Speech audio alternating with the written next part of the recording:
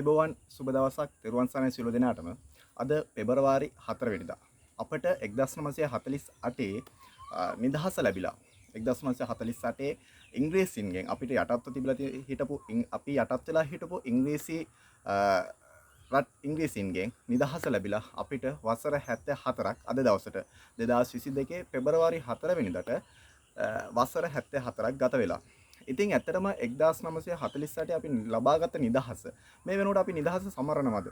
නිදහස විදිහට සමරන්නේ අපේ මොන විදිහකටද?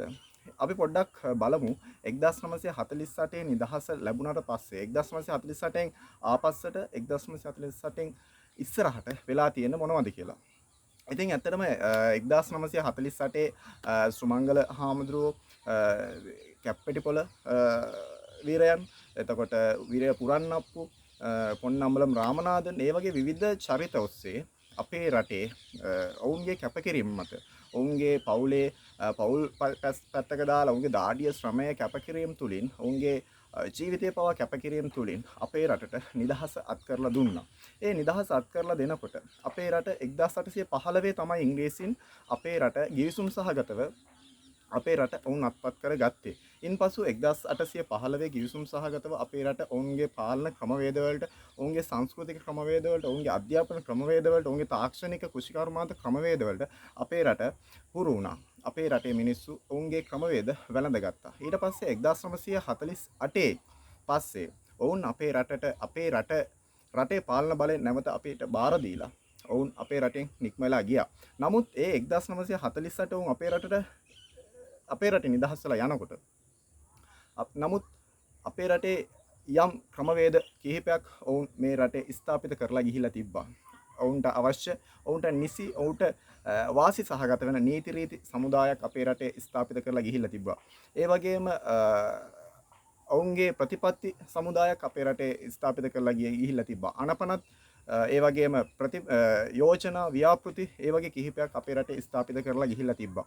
නමුත් ඒ කාලය තුල ඔවුන්ගේ ඒ පාලන සීමාව තුල 1815ත් 1948ත් පාලන සීමාව තුල අපේ රටේ ඔවුන් පාලනය කරේ මොන ආකාරයකටද? අපේ රටේ තිබුණ වටිනා වස්තු සම්භාර, වටිනා පුරාවස්තු, වටිනා පොත්පත්, පුස්කොළ පොත් විශාල වශයෙන් අපේ රටෙන් ඒ රටවල් වලට අරන් ගියා. 1815 අපේ රට හැඳින්වුනේ ස්වයංපෝෂිත රාජ්‍යයක් විදිහට. 1948 වෙනකොට අපේ රට ලෝකෙට ණය නැති රාජ්‍යයක්.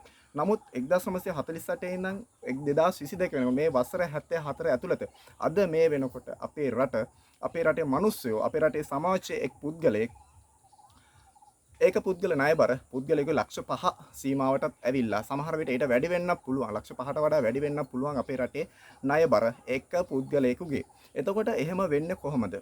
අපේ රට ණය නැති රටක් වෙලා තිබිලා, අපේ රට ස්වයංපෝෂිත රාජ්‍යයක් වෙලා තිබිලා 2022 නිදහසත් ලැබිලා අපේ ක්‍රමවේද වලට හුරු වෙන්න පුළුවන් කාලෙක 1948 ඉඳන් 2022 දක්වා එන කාල සීමාව තුළ අපි ණය වුණේ කොහොමද?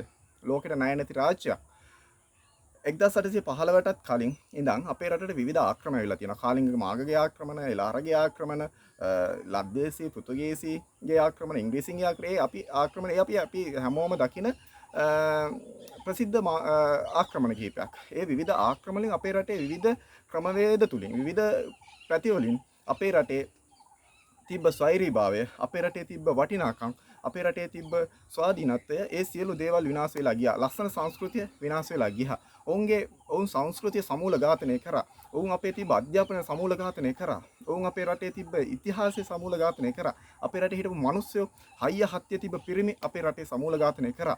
ඉතින් ඒ ක්‍රමවේද තුල අපේ රටේ පාලන බලය විවිධ ආකාරයකින් ඔවුන් ගන්න සැලසුම් සහගතව ක්‍රියාත්මක වුණා. නමුත් ඔවුන්ට බැරි වුණා 1815 වෙනතුරු අපේ රටේ පාලන බලය ඔවුන්ගේ අතට ගන්න. නමුත් කපටි ඉංග්‍රීසීන් ගිවිසුම් සහගතව 1815 උඩරට ගිවිසුම යටතේ අපේ රටේ පාලන බලය ඔවුන් අතට ගත්තා. ඒ 1815 ඉඳන් 1948 දක්වා ඔවුන් අපේ පාලන කාලය ගෙන ගියත් මේ වෙනකුණුත් 1948 ඉඳන් 2022 දක්වා වෙනතුරුත් අපේ රට තවමත් ඔවුන්ගේ නීති රීති වලට, ඔවුන්ගේ ප්‍රතිපත්ති වලට, ඔවුන්ගේ අනපනත් වලට යටත්ව විවිධ ආධාර උපකාර මැද්දේ තවමත් අපේ රට ගිවිසුම් වලට අස්සන් තියෙනවා. ඒක යම් විටක අපේ රටට එන ආයෝජනයක් විදිහට එන්න පුළුවන්. අපේ රටට එන ව්‍යාපෘතියක් විදිහට එන්න පුළුවන්. විවිධ සහනාධාරයක් විදිහට එන්න පුළුවන්. කුමන හෝ ආකාරයකින් අපි තවමත් අත්සන් කරන්නේ තවමත් ගිවිසුම් සහගතව අපේ රටේ තියෙන වටිනාකම් එළියට දෙන එක. නමුත් අපේ රටට නිදහස ලැබුණාට පස්සේ අපේ රටට උචිත ක්‍රමවේදයක් අපිට හදාගන්න තවමත් අපේ රටේ පහළ වෙනවා කියන පහළ වුණයි කියන සිංහල බෞද්ධ නායකයෙකුට බැරි වෙලා තියෙනවා. අපේ රටට උචිත ක්‍රමවේදයක් අපිට හදාගන්න බැරි වෙලා තියෙනවා. අපේ ජාතියට උචිත ක්‍රමවේදයක් අපිට හදාගන්න බැරි වෙලා තියෙනවා. අපේ ජාතියට අවශ්‍ය ජාතියෙන් පෝෂණය වෙන අනිකුත් ජන වර්ගයන්ට උචිත ක්‍රමවේදයක් අපිට හදාගන්න බැරි වෙලා තියෙනවා.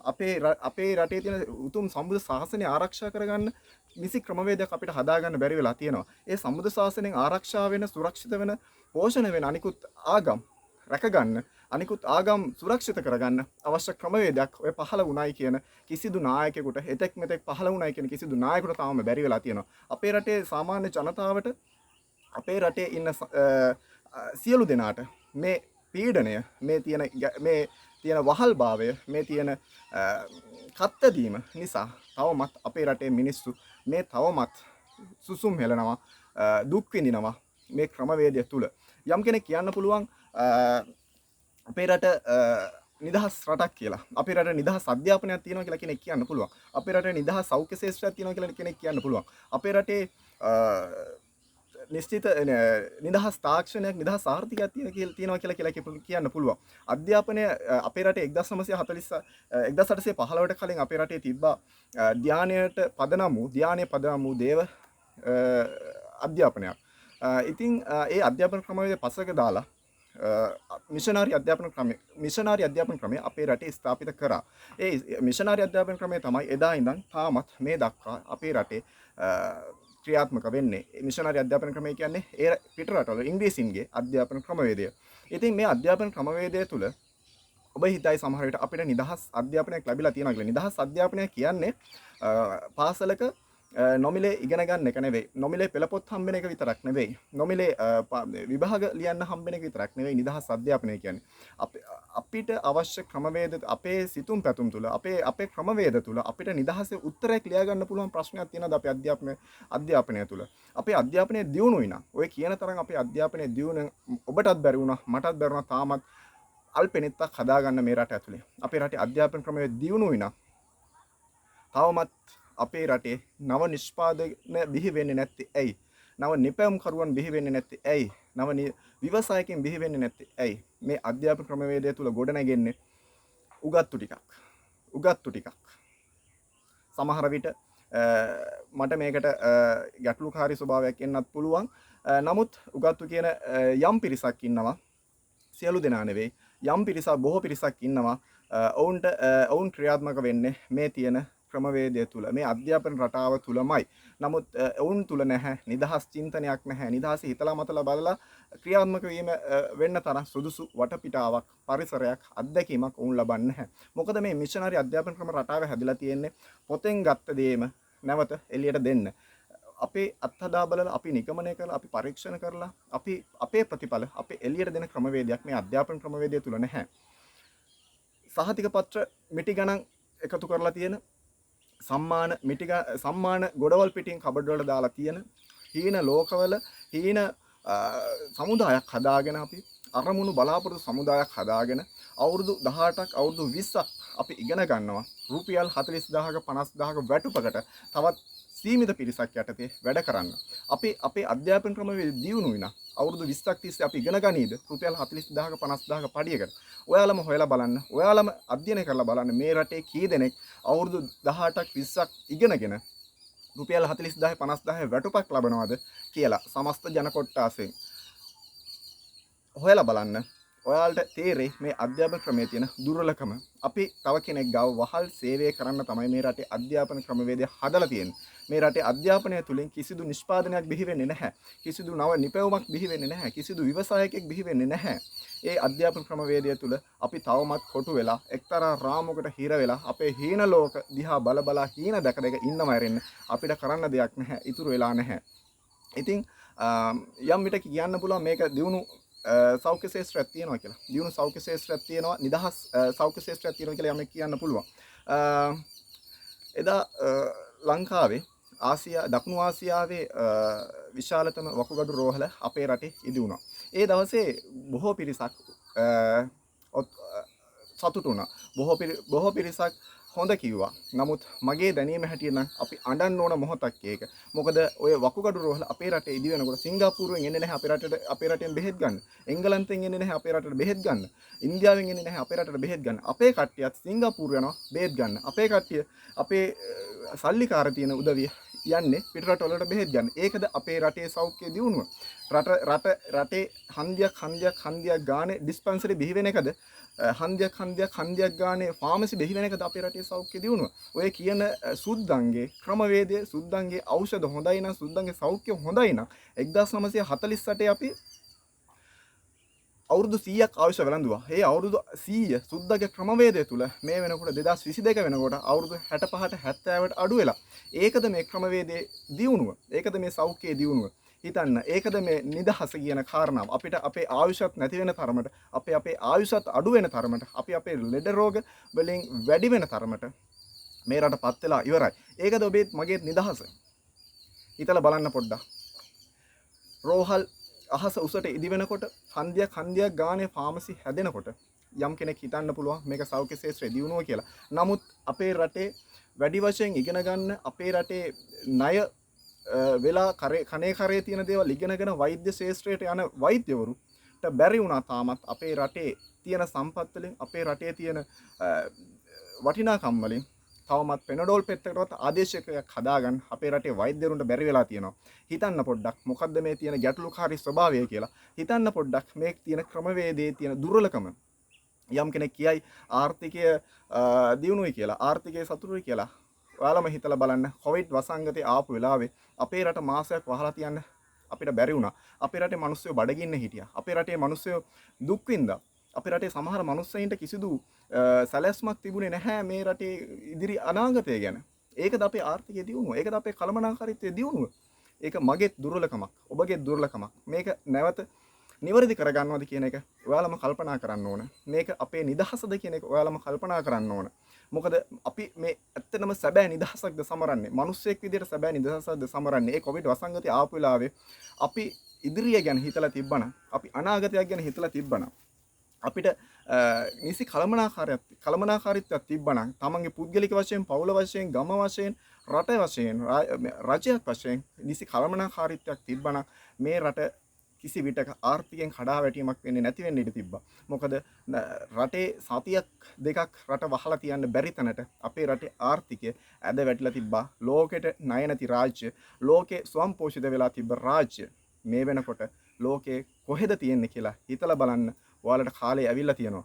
මම හිතනවා මේ යන ක්‍රමවේදයේ මේ ආකාරයෙන්ම ගියොත් මේ තියෙන සිස්ටම් එක මේ විදිහටම පාවිච්චි කරොත් අපි නිවැරදි දේ හෙව්වේ නැති වුණොත් අපි සත්‍ය දේ වටහා ගත්තේ නැති වුණොත් මම හිතනවා ලංකාව කියන රටක් මේ රටේ මේ ලෝකේ නැවත නොතියේවි. එදා 1815 ගිවිසුම අත්සන් කරන විට සිංහලයේ කියන රාජ්‍ය තමයි ගිවිසුමේ සඳහන් වෙලා තියෙන්නේ. නමුත් 1948 අපිට දෙන්නේ ශ්‍රී ලංකාව කියන රටක්. ශ්‍රී ලංකාව කියන රාජ්‍යයක්. නමුත් 2022 මේ වෙනකොට තියෙන තත්ත්වයක් එක්ක තව වසර 10ක් 15ක් වගේ යන අතරතුර මේ යන ක්‍රමවේද විදිහට ගියොත් සමහර විට ශ්‍රී ලංකාව කියන නමත් අපිට අහිමි වෙන්න ඉඩ තියෙනවා. ඉතින් මම හිතනවා ඔයාලා නිදහස මොකක්ද කියන කාරණාව හොඳින් වටහා ගන්න. ඔබ නිදහස්ද කියලා පොඩ්ඩක් හිතන්න. ඇත්තටම අපි නිදහස්ද, අපි වහල්ලුද, තවමත් යම් කෙනෙක්ගේ ක්‍රමවේදයන් තුල ජීවත් වෙන නිදහස් චින්තනයක් නැති වහල්ලු පිරිසක්ද කියන කාරණාව ඔයාලා පොඩ්ඩක් හිතන්න. ඉතින් මම හිතනවා මම සියලු දෙනාටම ආරාධනා කරනවා අපි සියලු දෙනාම එකතු වෙමු මේ රට ගොඩනගන්න, මේ රට නැවත ස්වයංපෝෂිත කරන්න අපි සියලු දෙනාම එකතු වෙමු. මේ සියලු තියෙන පාට පක්ෂ සියලු දේවල් අයින් කරලා කුල මල ભેද ಜಾති ආගම් සියලු දේවල් අමතක කරලා අපි සියලු දෙනාම එකතු වෙලා මේ වෙලාවේ මේ මොහොතේ එකතු වෙලා අපි නැගිට්ටේ නැති වුණොත්, අපි ක්‍රියාත්මක නොවුනොත් මම හිතන්නේ හෙට පායන හිරු අපිට සාප කරાવી, හෙට පායන සඳු අපිට සාප කරાવી, හෙට පායන හිරු සඳු අපිට සාප කරනවා වගේම හෙට උපදින ඔබේත් මගේත් දරුවා අපිට සාප කරાવી. ඉතින් මම හිතනවා ඒ දෙයින් මැගෑරිලා අපි නිවැරදි දැක්මක් තුල, අපි නිවැරදි ක්‍රමවේදයක් තුල, අපි නිවැරදි අධ්‍යාපන රටාවක් තුල, අපි නිවැරදි සෞඛ්‍ය ක්ෂේත්‍රයක් තුළ, අපි නිවැරදි ආර්ථික රටාවක් තුළ, අපි නිවැරදි ඉතිහාසයක් තුළ, අපි නිවැරදි සංස්කෘතියක් තුළ මේ රටේ නැවත මනුස්ස ගුණධර්ම ගොඩනගාගෙන නැවත අලුත් ක්‍රමවේදයක් හොයාගෙන කාසිය දෙපැත්ත මාරු කරනවා වගේ සමාජවාදයත් ප්‍රජාතන්ත්‍රවාදයත් ගැන කියව ඉන්නේ නැතු අපේ රටට උචිත ක්‍රමවේදයක් හදාගෙන මොකද සමාජවාදයත් ප්‍රජාතන්ත්‍රවාදයත් කියන්නේ සුද්දන්ගේම ක්‍රමවේදයක්. ඒ ක්‍රමවේදේ ප්‍රජාතන්ත්‍රවාදයේ මේ රට ඇතුළේ තිබ්බත් අපේ සියලු දේවල් ඒ රටට, සමාජවාදයේ මේ රටේ තිබ්බත් අපේ සියලු දේවල් ඒ රටට. ඉතින් අපි අපේ රටට උචිත ක්‍රමවේදයක් හදන්න අපේ රටට උචිත ව්‍යවස්ථාවක් ගොඩනගා ගන්න අපේ පවුල් මට්ටමින්, අපේ ගම් මට්ටමින්, අපේ දිස්ත්‍රික්ක මට්ටමින්, අපේ සම්පූර්ණ සමස්ත ජාතිය සම්පූර්ණ සමස්ත ජන වර්ගයන් සියලු දෙනා එකතු වෙලා මේ සියලු ක්‍රමවේද වෙනස් කරලා අපිට අලුත් ක්‍රමවේදයක් හදාගන්න, අලුත් චින්තනයක් ඇති කරන්න, නව චින්තනයකින් අලුත් බලාපොරොත්තු සමුදායක් ගොඩනගාගෙන මේ රට ලංකාව ඉහළ මට්ටමකට තියන්න අපි සියලු දෙනාම එකතු වෙන්න කියලා මම මේ ඉල්ලනවා. අද වෙනස් වෙන්න හොඳ දවසක්, වෙනස් විය යුතු දවසක්. ඉදිරිය අපි වෙනස් විය යුතුමයි. ඉතින් ඔබ සියලු දෙනාගේම මම ඉල්ලන්නේ අවසාන වශයෙන් අපි නිවැරදි වෙමු. අපි තව කෙනෙකුට ඇඟිල්ල දික් නොකර අපි අපේ වැරදි හදාගමු. අපි අපේ වැරදි හදාගෙන අපේ පවුලේ වැරදි හදාගමු. මම විශ්වාස කරන විදිහට මම කියන පුද්ගලයා නොවෙනස් වෙන තුරු කවදාවත් මේ රට ගොඩනගන්න බෑ. මම කියන පුද්ගලයාට පමණයි මේ රට ගොඩනගන්න පුළුවන්. මම පුංචි කතාවක් කියලා මම මේ වැඩසටහන ඉවර කරනවා. දවසක් තාත්තෙක් ගිහිලා යනවා වැඩරලා එන ගමන් තමන්ගේ දරුවට ලෝක සිතියමක් අරන් එනවා. ඒ ලෝක සිතියම අරන් ඇවිල්ලා තමන්ගේ දරුවට දෙනවා, පුතේ මේක තමයි ලෝක සිතියම කියලා. නැවත ආපහු ලෝක සිතියම අරගෙන තාත්තා ඒක ඉරනවා කෑලි 10කට විතර. කෑලි 10කට විතර ඉරලා තාත්තා ඒ ඉරපු ලෝක සිතියම පුතාට දෙනවා, පුතේ ලෝක සිතියම හදන්න කියලා. ඊට පස්සේ ඒ පුතා ඒක අරගෙන එහෙට මාරු කරනවා, මෙහෙට මාරු කරනවා, එහාට පෙරලනවා, මෙහාට පෙරලනවා. පුතාට ලෝක සිතියම හදාගන්න බැරුව යනවා. තාත්තා ඒ දිහා බලාගෙන ඉන්නවා. තාත්තා නැවත පුතාට කතා කරලා, පුතේ ඔයාට මතකද මම ඕක දෙන්න කලින් ඕකේ පිටිපස්සේ ඇඳලා තිබ්බා මනුස්ස රූපයක්.